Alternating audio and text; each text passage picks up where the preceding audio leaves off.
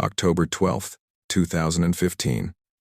David Mercer wasn't looking for anything except a decent trail when he ventured into Coalton Woods that autumn morning. The Kentucky forest was quiet, too quiet, the kind of silence that makes you aware of every breath you take.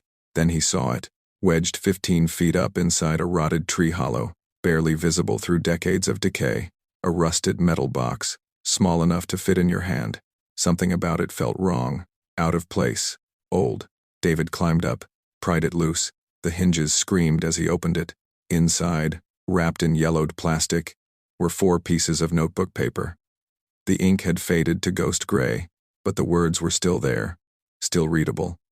Dated the 19th of July, 1987, the first sentence made his blood run cold. If you're reading this, we didn't make it out.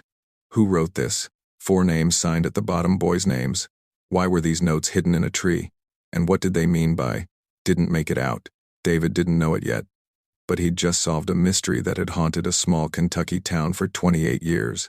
4 boys, one summer afternoon. A mystery that would consume an entire generation. This is the story of what happened in Coalton Woods in 1987, a case that baffled investigators, broke a community, and became one of the most haunting disappearances in American history. For nearly 3 decades, families searched for answers, police chased dead ends, and a small Kentucky town lived under the shadow of 4 empty chairs at 4 dinner tables. The question was always the same. Where did they go? Tyler Brennan, Brandon Cole, Jake Matthews, Tommy Reid, 4 names that every person in Ashland, Kentucky knew by heart. 4 faces on missing posters that lined every storefront, every telephone pole, every church bulletin board for years. 4 childhoods that ended on a single July day, when they pedaled their bikes toward the woods and never came home. The search that followed became legendary. Hundreds of volunteers, helicopters circling overhead. The National Guard, combing through miles of dense forest, yet somehow, impossibly, not a single trace of those boys was ever found. It was as if the earth had swallowed them whole. Theories spread like wildfire.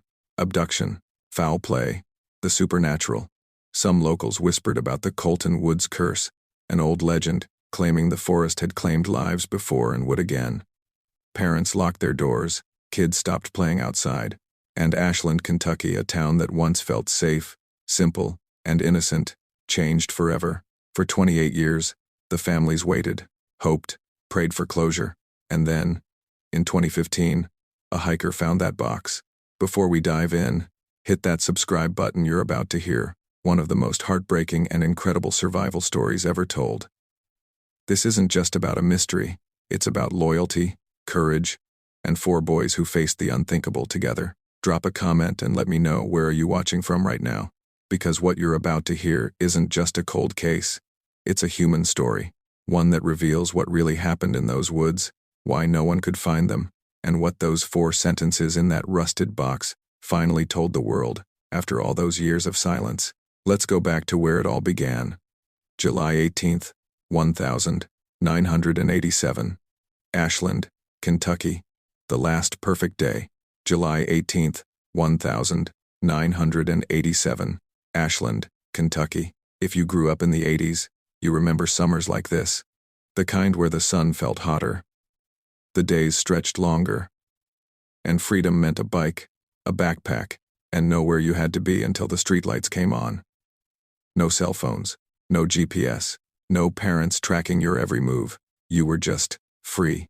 For Tyler Brennan, Brandon Cole, Jake Matthews, and Tommy Reid, this was shaping up to be the best summer of their lives. Tyler was 12, the oldest, the leader, the one everyone looked up to. Tall for his age, with sun-bleached brown hair, and a confidence that made even adults listen when he spoke. He had that big brother energy. The kind of kid who'd give you his last dollar or take the blame for something he didn't do just to keep his friends out of trouble. His bike was a blue Mongoose BMX with worn-out grips and a dent in the frame from the time he jumped the creek behind the elementary school. He wore that dent like a badge of honor. Brandon Cole, 11, was the group's comedian. Freckles across his nose, always grinning, always cracking jokes even when nobody asked. He could make you laugh so hard you'd forget you were supposed to be mad at him. His backpack was covered in pins, Ghostbusters, Transformers, a Yankees logo even though he'd never been to New York. Brandon's superpower was loyalty. If you were his friend, You were his friend for life. No questions asked. Jake Matthews was 12, but he was the quiet one. Sandy blonde hair, wire-rimmed glasses he constantly pushed up his nose, and a brain that worked like a calculator. While the other boys roughhoused, Jake studied maps, read encyclopedias, and could tell you which berries were safe to eat and which stars you'd see that night. He carried a compass his grandfather gave him always. Jake wasn't loud, but when he spoke, everyone listened. Because Jake was usually right. And then there was Tommy Reid, 11 years old, the youngest, and the one who always had to prove he belonged. Scrawny, with a mop of dark curly hair and a gap-toothed smile, Tommy idolized Tyler. He'd follow him anywhere, do anything to show he wasn't just the tag-along little kid. Tommy's bike was a hand-me-down Huffy, spray-painted red by his older cousin. It rattled when he rode, but he didn't care. As long as he could keep up, he was happy. The four of them had been inseparable since 3rd grade. They built forts in each other's backyards, traded baseball cards on Tyler's front porch, stayed up late during sleepovers, telling ghost stories that none of them really believed. They were brothers in every way that mattered. And on that July afternoon, they were planning one last adventure before summer ended and 7th grade began. Coalton Woods, Tyler announced, leaning against his bike in front of the stop-and-go on Oakview Street. Tomorrow, we go deep. Like, really deep? Brandon's eyes lit up. You serious? Dead serious. Jake adjusted his glasses, studying the folded map in his hands, a topographic survey he'd gotten from the library. My mom said those woods are dangerous. Old mine shafts everywhere. She said kids got lost in there back in the 60s. That's exactly why we gotta go, Tyler said, grinning. We'll be legends, the first kids to actually map the whole thing. Tommy practically bounced on his bike seat. I'm in. Whatever you guys do, I'm in. We'll need supplies, Jake said, ever the planner. Water, snacks, flashlights in case we're out past dark, rope, maybe. If we find any caves, I'll bring my Walkman, Brandon added. And extra batteries. We can listen to tapes on the way. They spent the rest of that afternoon preparing. Tyler raided his dad's garage for rope and a first aid kit. Brandon packed sandwiches. His mom made peanut butter and jelly, wrapped in wax paper. Jake triple-checked his compass and stuffed his backpack with trail mix, a canteen, and a pocket knife. Tommy grabbed a flashlight, 2 Snickers bars, and a Polaroid camera he'd gotten for his birthday. He wanted proof they'd actually done it. That night, as the sun dipped low and cast long shadows across Ashland, the boys made a pact. They'd meet at 2 p.m. the next day at the edge of town, where old Route 5 curved toward the woods. No backing out, no chickening out. This was it, their last great adventure before everything changed, before they got older and life got complicated. Tyler's mom kissed him goodnight and told him to be safe. Brandon's dad reminded him to be home by dinner. Jake's parents made him promise not to wander too far. Tommy's older sister teased him about getting lost and needing her to come rescue him. None of them knew. None of them could have imagined what the next 24 hours would bring, because the next day, July 19th, 1987, those 4 boys would ride their bikes toward Coalton Woods, with backpacks full of snacks, hearts full of excitement, and a belief that nothing bad could ever really happen to them. They were wrong, and by the time the sun set that evening, Ashland, Kentucky would be holding its breath, searching desperately for 4 boys who had simply vanished. July 19th, 1987, 2 p.m. The temperature hit 92 degrees that afternoon, the kind of heat that made asphalt shimmer and turned car interiors into ovens. But the 4 boys didn't care. They met exactly where they'd planned the gravel pull-off, where old Route 5 bent east toward the hills. Tyler arrived first, coasting up on his mongoose with his backpack strapped tight. Brandon showed up 2 minutes later, singing some song from the radio. Jake pedaled up methodically, checking his compass even though they hadn't left yet. Tommy was last, breathing hard, his rattling Huffy announcing his arrival before he even came into view. Everyone ready? Tyler asked. 3 nods, 3 grins. Then let's do this. They pushed off, tires crunching on gravel, heading toward the dark tree line in the distance. Coalton Woods loomed ahead, thick, shadowy, and endless. From the road, it looked like a wall of green that went on forever. The last person to see them was Ruth Ann Cooper, the 63-year-old clerk at the stop-and-go. She was restocking cigarettes behind the counter when she glanced out the window and saw 4 boys on bikes riding past, heading east. She remembered because one of them, the kid with curly hair, waved at her through the glass. She waved back. It was 2:17 p.m. Ruth Ann would later tell police she didn't think anything of it. Boys rode their bikes all the time in Ashland. It was summer. It was what they did. By 2:45 p.m., the boys had reached the edge of Coalton Woods. They ditched their bikes in the tall grass near the old wooden fence that marked where public land ended and the forest began. Tyler suggested they hide the bikes behind some bushes just in case someone drove by and thought they were abandoned. "We'll be back before dark," he said. "In and out. Easy." They stepped into the woods. The temperature dropped immediately. Thick canopy overhead. The smell of damp earth and rotting leaves. Birdsong echoing somewhere distant. It felt like entering another world, a place where time moved differently, where the rules of the outside world didn't quite apply. Jake led the way with his compass, calling out directions. "We're heading northeast. There's supposed to be an old logging road about a mile in." Brandon hummed a tune, kicking rocks as they walked. Tommy snapped photos with his Polaroid trees. A squirrel. Brandon making a goofy face. Tyler kept his eyes forward, scanning the terrain like an explorer charting new territory. They didn't know they were being watched by the forest itself. Not by anything supernatural, but by the land. The bones of Coalton Woods were honeycombed with old coal mines, abandoned since the 1952. Shafts and tunnels carved into the hills by men who'd long since retired or died. Some had been sealed, most hadn't. The earth here was unstable, fragile, ready to give way under the wrong step. Back in town, the afternoon rolled on. Parents ran errands. Kids played in yards. The Ashland Daily Independent printed its evening edition. Life continued, normal and unremarkable, while 4 boys ventured deeper into woods that had swallowed men before them. 6 p.m., dinner time. At the Brennan house, Tyler's mom Linda set the table. Meatloaf, mashed potatoes, green beans. Tyler's favorite. His chair sat empty. 6:15. She glanced at the clock, frowned. 6:30. She stepped onto the front porch, looking down the street. No sign of him. At the Cole house, Brandon's dad Michael stood at the kitchen window, arms crossed. "Where is that boy?" At the Matthews residence, Jake's mom Diane picked up the phone, started dialing, called Tyler's house first. Linda answered. "Have you seen the boys?" "No. Tyler's not home yet either." A pause. The kind where worry starts creeping in. "Let me try Brandon's mom." 3 phone calls later. The truth became clear. None of the boys had come home. 7 p.m. Panic set in fast. Linda Brennan drove up and down every street in their neighborhood, leaning out her window, calling Tyler's name. Michael Cole checked the baseball field, the arcade, the diner where the kids sometimes hung out. Diane Matthews went door to door, asking neighbors if they'd seen 4 boys on bikes. Nothing. Tommy's mom, Karen Reid, was the first to say it out loud. "We need to call the police." 7:43 p.m.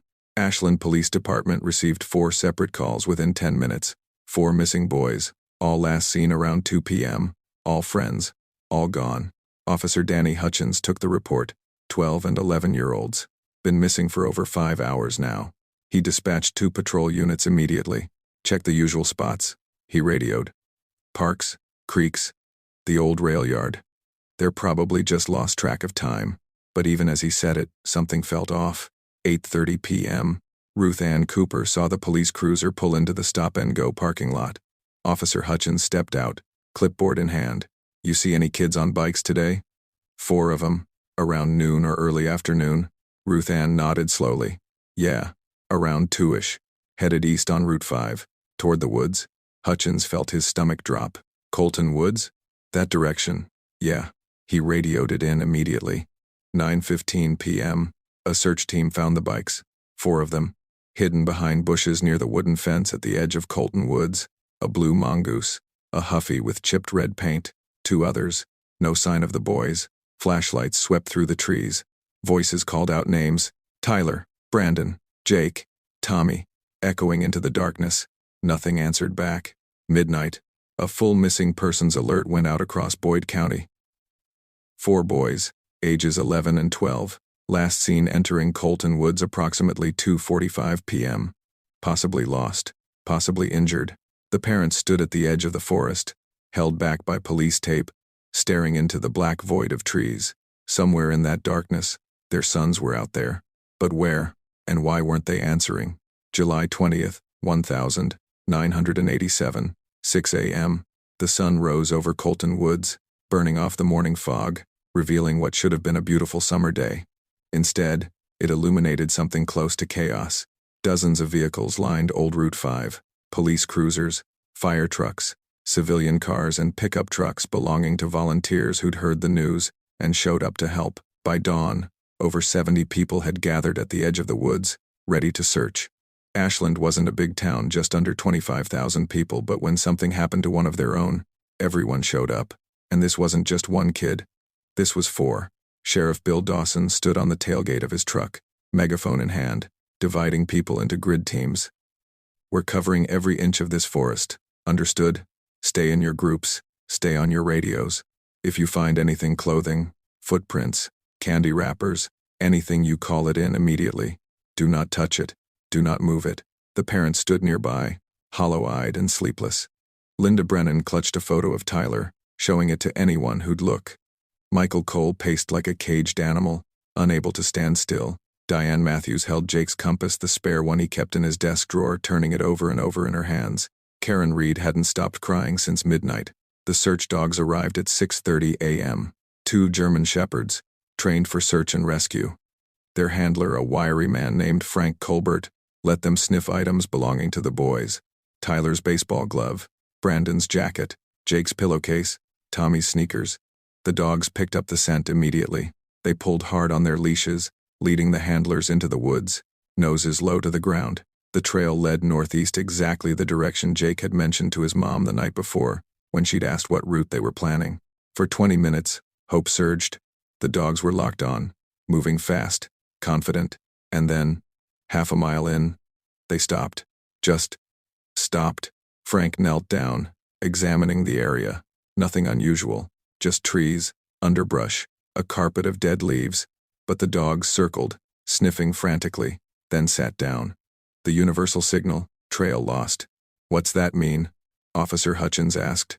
Frank shook his head. "Means the scent ends here. Either they got in a vehicle, crossed water, or," he didn't finish the sentence, "or they went somewhere the dogs couldn't follow." By 10 a.m., the search had expanded to over 150 people. Volunteers formed human chains, walking shoulder to shoulder through sections of the forest, calling out names until their voices went hoarse. Local churches brought coffee and sandwiches.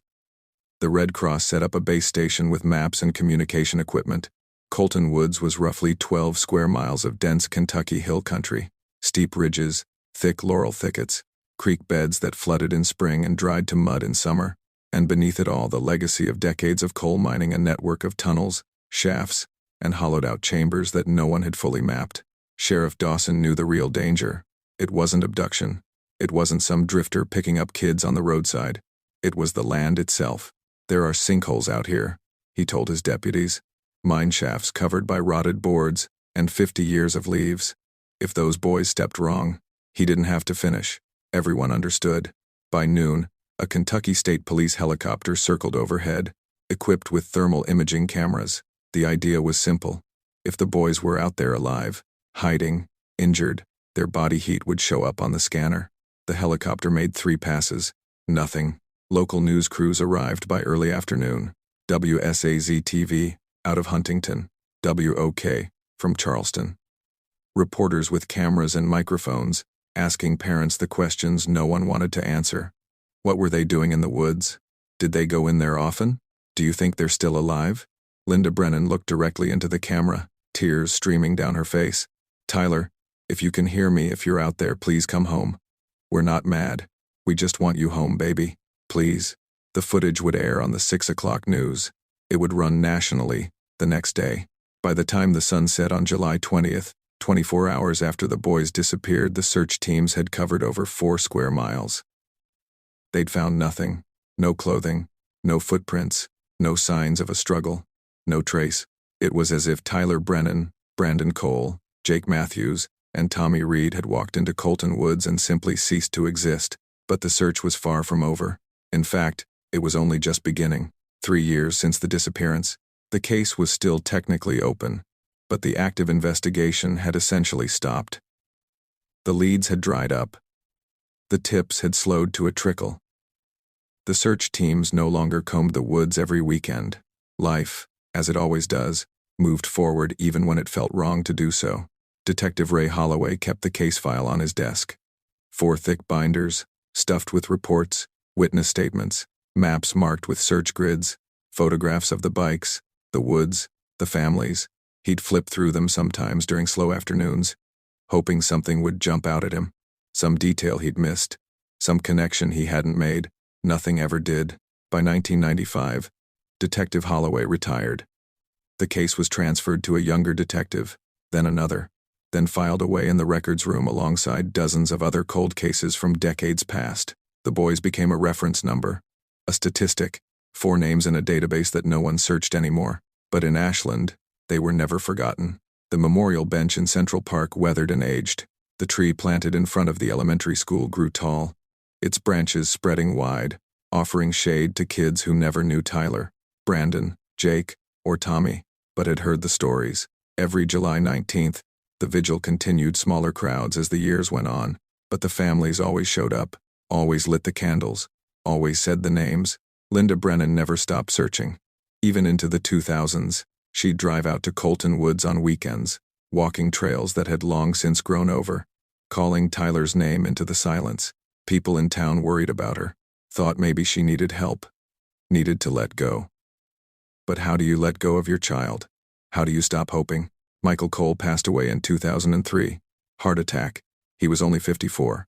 People said it was the stress, the grief, the weight of 16 years spent wondering what happened to his son.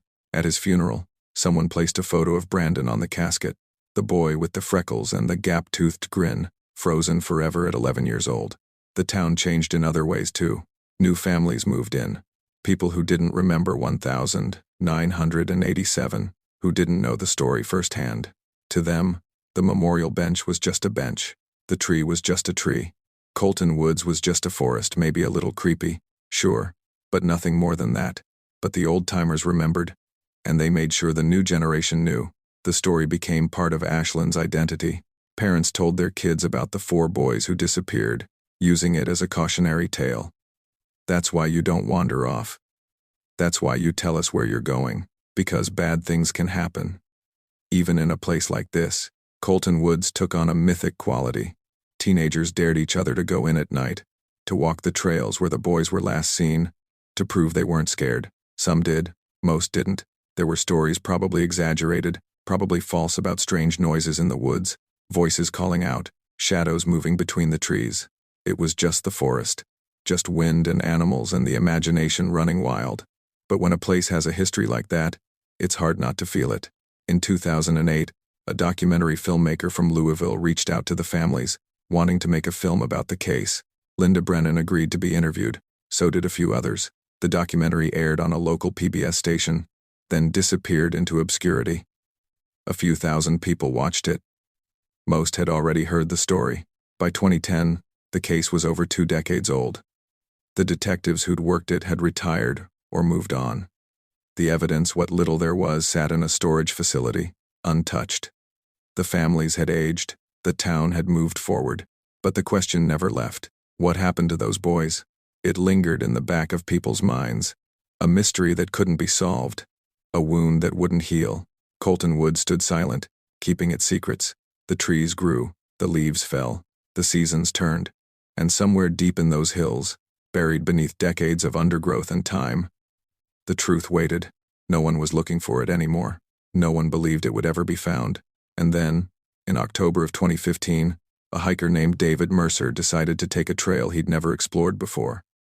He veered off the main path, curious, adventurous, looking for something new, and he found it. A rusted metal box, wedged in a tree, 28 years old. The discovery that would finally bring the boys home. David Mercer was 43 years old, a high school history teacher from Huntington, West Virginia, and an experienced hiker. He'd been exploring trails in eastern Kentucky for years. It was his weekend ritual, his way of unplugging from the world. That Monday morning, he'd taken a personal day off work and driven to Coalton Woods, a place he'd heard about but never fully explored. The main trails were easy enough. Well marked. Maintained by the State Forestry Service. But David liked going off-trail. Liked finding the places most people never saw. So around 10:30 a.m., he veered northeast, pushing through underbrush, following a deer path that wound up a steep ridge. The forest was quiet. Almost too quiet. No birdsong, no rustling in the leaves, just the sound of his boots crunching on the ground and his own breathing. He stopped to check his GPS, making sure he wasn't getting too far off course, when something caught his eye. A tree. Old, half dead, its trunk split and rotting from the inside out. But about 15 feet up, wedged in a hollow where a branch had broken off years ago, was something that didn't belong. Metal, rusted, square-shaped. David stared at it for a long moment, trying to figure out what it was. A toolbox? Some old mining equipment left behind decades ago? Curiosity got the better of him.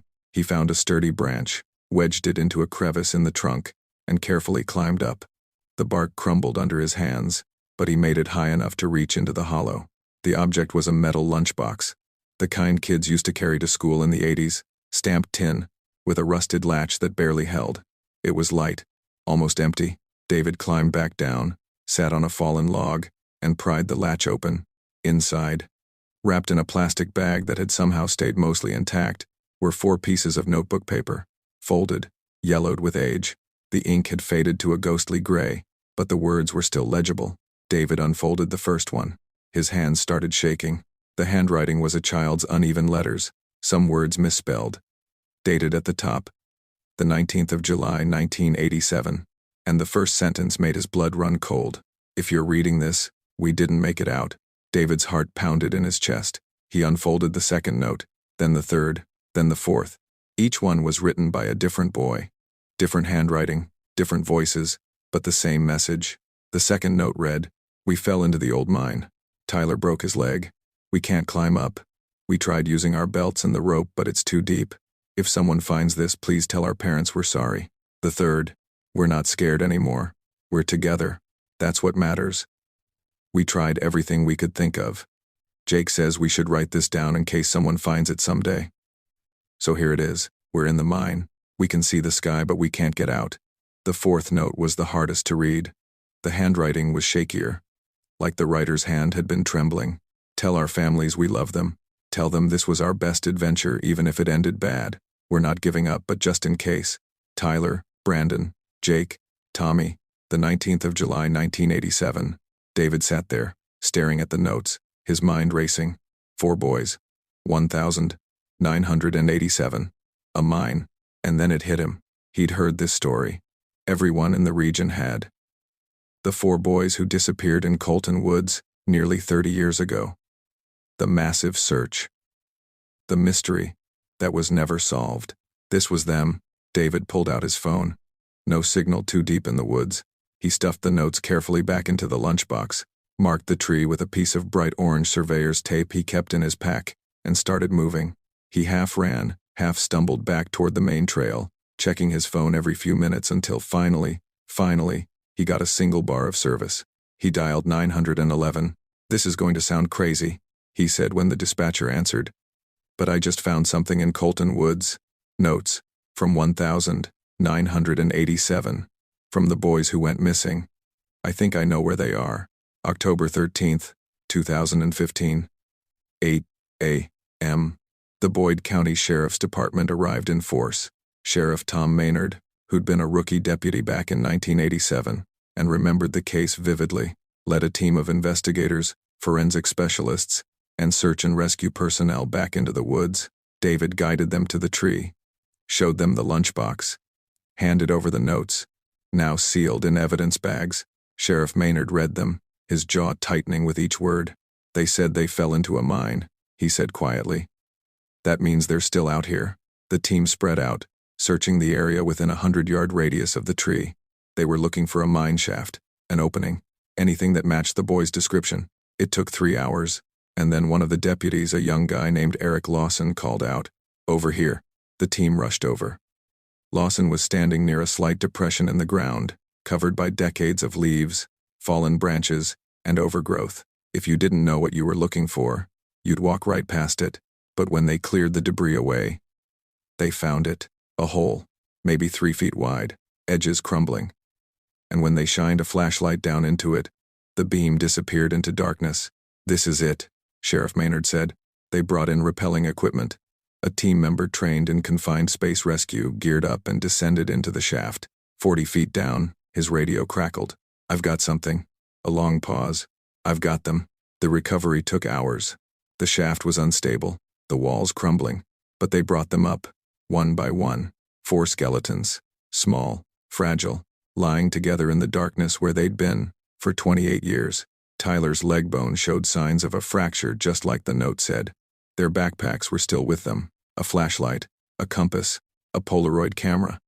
The remnants of the supplies they'd carried into the woods that summer day in 1987. They'd been there the whole time, right under everyone's feet, hidden by a collapsed sinkhole that had swallowed them whole and then concealed itself with time and nature. The search teams in 1987 had walked within yards of this spot, but they'd never seen it. Never found it, until now. October 14th, 2015, the news broke like a thunderclap across Kentucky. Missing boys found after 28 years. Coalton Woods mystery solved. 4 boys discovered in abandoned mine shaft. Every major news outlet picked it up. CNN, Fox News, NBC. The story that had haunted Ashland for nearly 3 decades finally had an ending. Not the ending anyone wanted, but an ending nonetheless. The families were notified before the press conference. Sheriff Maynard drove to each house personally, sat in living rooms he'd sat in 28 years earlier, and delivered the news no parent should ever have to hear. Linda Brennan collapsed, just fell to her knees, sobbing not from shock, but from something closer to relief. She'd known, deep down, that Tyler was gone, had known for years, but not knowing how, not knowing where that had been the torture. Now she knew. Her boy hadn't suffered long. He'd been with his friends. He'd been brave. The forensic team worked quickly but carefully. The remains were transported to the state medical examiner's office in Frankfurt. Dental records confirmed what everyone already knew. Tyler Brennan, Brandon Cole, Jake Matthews, and Tommy Reid. Cause of death: exposure, dehydration, starvation. They'd survived in that shaft for days, maybe as long as a week, before their bodies finally gave out. But the notes told the real story. And once investigators pieced together the evidence, the timeline, and the boys' own words, the truth of what happened became heartbreakingly clear. July 19th, 1987, approximately 3:30 p.m. The boys had been exploring for over an hour, moving deeper into Coalton Woods than they'd ever gone before. Jake led the way with his compass, calling out directions. Tyler scouted ahead. Brandon cracked jokes to keep the mood light. Tommy snapped photos, documenting their adventure. They found the mine entrance by accident. It wasn't marked, wasn't fenced off, just a dark opening in the hillside, partially hidden by brush and vines. To 4 boys raised on stories of treasure and adventure, it looked incredible. "Whoa," Tyler said, peering inside. "This is awesome. Should we go in?" Tommy asked, equal parts excited and nervous. Jake checked his compass, studied the opening. "My grandpa said these old mines go on for miles. We shouldn't go too deep." "We won't," Tyler promised. Just a quick look. They stepped inside. The temperature dropped immediately. The air smelled like damp earth and rust. Their flashlights cut through the darkness, revealing wooden support beams, rusted rail tracks, puddles of stagnant water. Brandon's voice echoed off the walls. "Hello, hello, hello." They laughed, explored a little further, took photos. This was exactly the kind of adventure they'd been hoping for. And then, as they turned to leave, the ground gave way. Not inside the mine, but just outside the entrance, where decades of erosion and underground instability had created a hidden sinkhole. The surface looked solid, felt solid, until it wasn't. Tyler stepped on it first. The earth collapsed beneath him like a trapdoor. He dropped, yelling, arms flailing.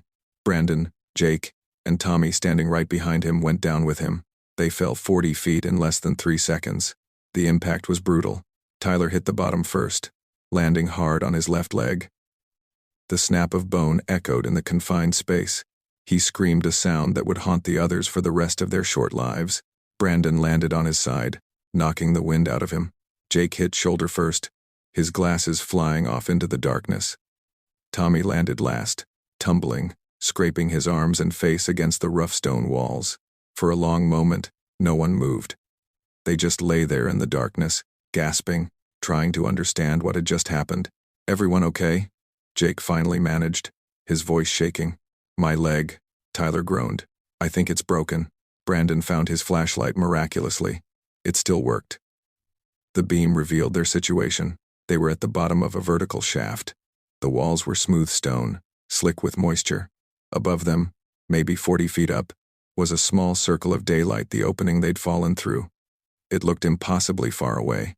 "We need to get out," Tommy said, panic creeping into his voice. "We will," Tyler said through gritted teeth, trying to stay calm even though his leg was screaming with pain. "We just need to think." They tried everything. Jake attempted to climb the walls, but the stone was too smooth, too wet. He made it maybe 6 feet before sliding back down. They stacked rocks, trying to build a platform to get higher. It wasn't nearly enough. Brandon suggested using their belts and the rope from Tyler's backpack to make a climbing line. They tried. The rope was only 10 feet long. Even with the belts tied together, it didn't reach halfway. They shouted for help until their voices went raw, screamed until they couldn't scream anymore. No one heard them. They were too deep, too far from any trail. Day 2. Tyler's leg had swollen to twice its normal size. The pain was unbearable, but he tried not to show it. Tried to keep the others calm. They rationed the food. They had 2 sandwiches, some trail mix, a couple of candy bars. The water was worse. 3 canteens between them. They knew it wouldn't last long. Jake, ever the thinker, suggested they write something down. "In case someone finds us," he said quietly. "Or in case, you know." No one wanted to say it out loud. But they all understood. Brandon found the old lunchbox in his backpack. He'd brought it to carry snacks. Tommy had notebook paper. They each wrote a note, explaining what happened, where they were, how much they'd tried. Tyler, even with his broken leg, even in agony, took charge one last time. "We're going to throw this as hard as we can," he said, holding the lunchbox. "Aim for that opening. Maybe it'll land somewhere. Someone will find it." They took turns, threw it with everything they had. On the 4th try, it sailed up through the opening and disappeared. They didn't know if it had landed in a tree, on the ground, or rolled down a hill, but it was out. That was something. Day 4. Maybe day 5. Time blurred. The darkness made it impossible to tell day from night. They huddled together for warmth, told stories, talked about their families, about what they'd do when they got out, even though, deep down, they were starting to realize they might not. Tyler's condition worsened. Infection had set in. He was feverish, drifting in and out of consciousness. Brandon stayed by his side, holding his hand. Jake kept checking his compass, even though it was useless down there. Tommy cried quietly, trying not to let the others hear. "I'm sorry," Tyler whispered at one point, his voice barely audible. "This was my idea. I'm sorry." "Don't," Brandon said, squeezing his hand. "This isn't your fault. We all wanted to come. We're together," Jake added. "That's what matters." And they were, until the very end. The forensic report confirmed it. The boys had died within days of each other, likely between July 23rd and July 26th, 1987. They'd been lying together. Close enough to touch. Even in death, they hadn't been alone. The lunchbox, thrown with the last of their strength, had sailed through the opening and lodged in the tree hollow, 15 feet up. Pure chance. If it had landed on the ground, animals would have scattered it. Rain would have destroyed it. But the tree had caught it, held it, kept their final message safe for 28 years. The sinkhole that swallowed them had partially collapsed after they fell, covering the opening with debris and vegetation. Within weeks, it was invisible. The search teams in 1987 had walked right past it, never knowing 4 boys were dying just beneath their feet. It wasn't anyone's fault. It was just tragedy. The kind that happens when old mines are left unsealed, when nature reclaims land, when 4 kids make one wrong step. But even in that tragedy, there was something else. Courage. Tyler, with a broken leg and infection ravaging his body, had stayed strong for his friends. Brandon had kept spirits up, even when hope was gone. Jake had used his mind to problem solve until the very end. Tommy, the youngest, had been braver than most adults ever are. They'd faced the unthinkable. And they'd faced it together. October 18, 2015. Ashland, Kentucky held a funeral unlike anything the town had ever seen. 4 caskets, 4 families, and nearly 2,000 people packed into the Ashland Community Church and spilling out onto the lawn. People who'd searched in 1987, people who'd grown up hearing the story, people who'd never met the boys but felt connected to them anyway. The caskets were small, child-sized, a reminder of just how young Tyler, Brandon, Jake, and Tommy had been when their lives ended. Linda Brennan stood at the podium, her voice steady despite the tears streaming down her face. "For 28 years, I didn't know where my son was," she said. "I didn't know if he was scared, if he was alone, if he suffered. That not knowing was the worst torture imaginable. But now I know. And I know that Tyler did what he always did. He took care of his friends. He stayed strong. He was brave, until the very end. And I am so proud of him." Her voice broke on the last word, but she didn't sit down. "Not yet. I want to thank David Mercer for finding them, for bringing my boy home. And I want to thank everyone in this town who never stopped looking, who never stopped caring. Tyler, Brandon, Jake, and Tommy, they mattered. They still matter. And they always will." The applause was soft, respectful, but it filled the church. Brandon's mother spoke next. Then Jake's father, then Tommy's older sister, who'd flown in from Ohio, her voice shaking as she remembered the little brother who'd always tried so hard to keep up. The service lasted 2 hours. Hymns were sung, prayers were offered, and when it was over, the 4 caskets were carried out together, side by side, just like the boys had been in life. They were buried in Ashland Memorial Cemetery, in a plot overlooking the hills. 4 headstones, arranged in a semicircle, facing each other. The inscription read, "Tyler Brennan, Brandon Cole, Jake Matthews, Tommy Reid, the 19th of July, 1987. Together in adventure. Together forever." The media coverage was massive.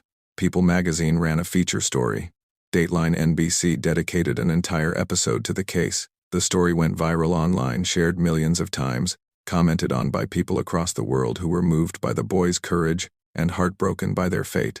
David Mercer, the hiker who'd found the lunchbox, was hailed as a hero. He didn't see it that way. "I just happened to be in the right place," he told reporters. "Those boys are the heroes. What they went through, how they handled it, that takes a kind of bravery most of us will never have to show." The town of Ashland honored him anyway. A ceremony at City Hall, a plaque, a key to the city. David accepted it all with humility.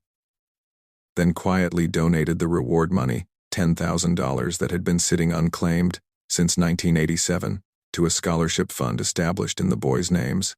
Changes came swiftly after that. The Kentucky Department of Natural Resources launched a comprehensive survey of Coalton Woods and other former mining areas across the state. They identified over 300 unsealed or improperly sealed mine shafts. Within 2 years, every single one had been secured, fenced off, filled in, or covered with steel grates. Coalton Woods itself was partially closed to the public. The area where the boys had fallen was permanently sealed and marked with a memorial, a stone monument, engraved with their names and a warning about the dangers of abandoned mines. The Coalton Woods curse died that day. It wasn't a curse. It wasn't supernatural. It was just a tragedy that could have been prevented if someone had sealed that mine shaft decades earlier. Families across Ashland and across the country had conversations they'd been putting off. About safety, about knowing where your kids are, about the balance between giving children freedom and keeping them safe. But more than that, people talked about friendship, about loyalty, about the kind of bond that makes you stay together even when you're terrified, even when hope is gone. Tyler, Brandon, Jake, and Tommy could have panicked, could have turned on each other, could have spent their final days in fear and anger. They didn't. They stayed together, comforted each other, faced the end with a courage that most adults couldn't muster, and in doing so, they left behind a legacy that transcended tragedy. Linda Brennan visited Tyler's grave every Sunday. She'd bring flowers, sit on the grass, and talk to him like he was still there. In a way, he was. "I'm okay now," she'd say. "I know where you are. I know you weren't alone. And I know you were brave." And for the first time in 28 years, she meant it. So what do we take away from a story like this? It's easy to focus on the darkness, on the evil that Raymond Dalton represented, on the decades of pain and unanswered questions. But that's not the whole story. Because this is also a story about love. About a mother who refused to give up. About a community that never forgot. About two boys who, even in death, were never truly lost. Michael and Daniel Carvalho are remembered today not as victims, but as sons, as brothers, as bright, kind, faithful young men whose lives were stolen far too soon. Their story has become a rallying cry for cold case investigations across Tennessee and beyond. It's proof that time doesn't erase the truth, that justice, even when delayed, can still be found. In 2020, the Shelby County Sheriff's Office established the Carvalho Cold Case Initiative, a dedicated unit focused on solving long-dormant cases using modern forensic tools and technology. It was named in honor of Michael and Daniel, and in their memory, other families have begun to find answers. There's a bench now at St. Benedict's Catholic Church. It sits in the garden near the front entrance, beneath a magnolia tree. A small plaque reads, "In loving memory of Michael and Daniel Carvalho, 1957. 1973. Forever in our hearts." People sit there sometimes. Parishioners, visitors, strangers, who've heard the story and wanted to pay their respects. It's a quiet place, peaceful, the kind of place two boys might have sat after serving Mass on a Sunday morning, talking about nothing and everything, the way brothers do. Maria Carvalho spent 46 years searching for her sons. She never gave up, not once, even when the world moved on, even when hope seemed impossible, even when everyone told her it was time to let go. She kept their room ready. She kept their memory alive. She kept believing that one day, somehow, she'd bring them home. And she did. That's the power of a mother's love. It outlasts time. It outlasts grief. It outlasts even death itself. If you're watching this and you have a loved one who's missing, if you're living with that same unbearable uncertainty, don't give up. Keep asking questions. Keep pushing for answers. Keep their story alive. Because the truth has a way of surfacing. Sometimes it takes years. Sometimes it takes decades. But it surfaces, and when it does, it matters. Michael and Daniel Carvalho deserved better than what happened to them on that August night in 1973. They deserved to grow up, to go to college, to fall in love, to have families of their own. But evil took that from them. What evil couldn't take, though, was their memory, their impact, the love their family and community had for them. In the end, love outlasted evil. Maria never gave up, and neither did the memory of two boys who just wanted to come home. If this story moved you, please share it. You never know who needs to hear it. Subscribe for more true crime stories that matter. And drop a comment telling me what case you want covered next. Before you go, where are you watching from? And what's one case you think deserves attention? Let's talk in the comments. Justice may be delayed, but it's never truly lost.